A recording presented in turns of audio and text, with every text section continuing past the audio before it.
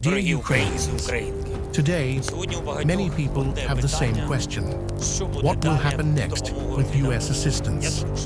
I have instructed Ukraine's Minister of Defense, the heads of our intelligence agencies, and our diplomats to contact their counterparts in the United States and obtain official information. People should not have to guess.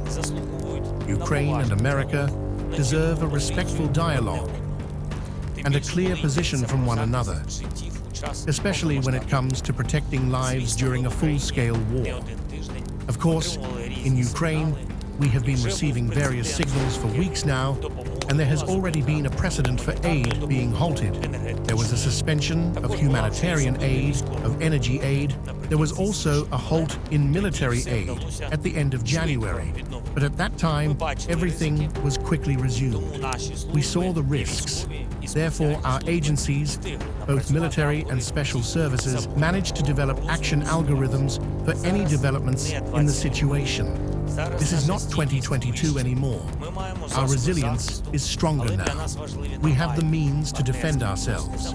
But for us, maintaining normal partnership-based relations with America is essential to bringing the war to a real end.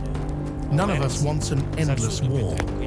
Ukraine will always be grateful to the US for all the support that has been and is being provided, and which is working to preserve the now rather fragile foundations of security in Europe.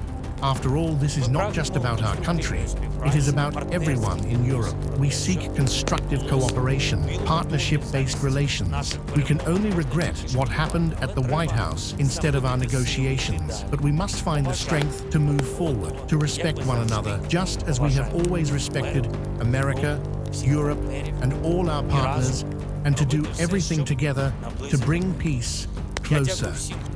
And I thank everyone who is supporting Ukraine in this effort.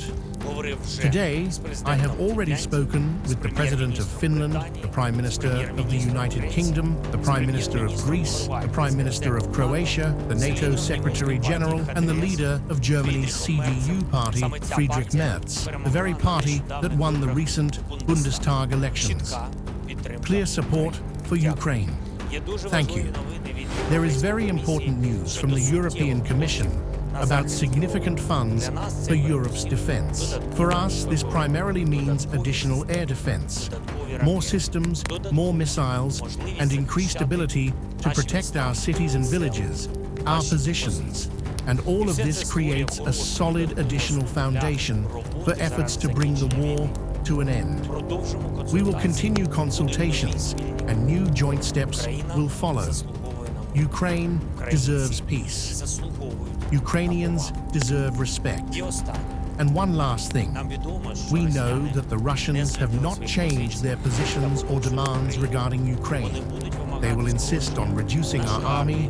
They will seek a legal renunciation of our territories, as well as a significant political deformation of Ukraine with the weakening of the Ukrainian constitution.